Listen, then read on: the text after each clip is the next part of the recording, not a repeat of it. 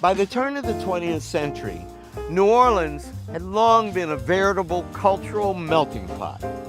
Out of that unique culture would be born a new form of African American music, a blend of African, Latin, and European forms and styles.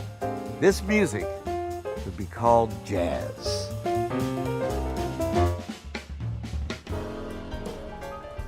In the early days, jazz was played primarily by African American musicians, and they often played it in the red light districts of New Orleans.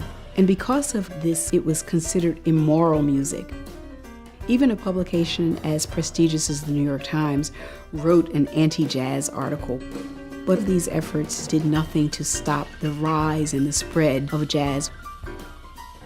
In 1917, the military closed the New Orleans red light district. But by that time, the music had caught the attention of a young man who lived in the neighborhood. His name was Louis Armstrong, and he would go on to become a sensation in New Orleans.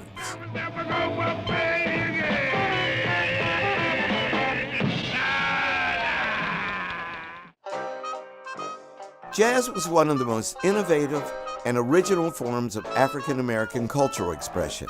Yet, the first jazz recording was made by an all-white band from New Orleans.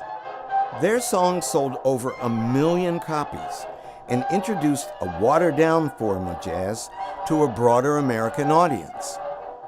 But it was a group of black soldiers who would take jazz itself to an international audience. During World War I, James Reese Europe was a leader in the Harlem Hellfighters, a segregated troop of African American soldiers, but he was also a very gifted musician and composer. He started a band of black military men who played the new music throughout Europe, and even after the war was over, that band continued to spread jazz throughout the Western world.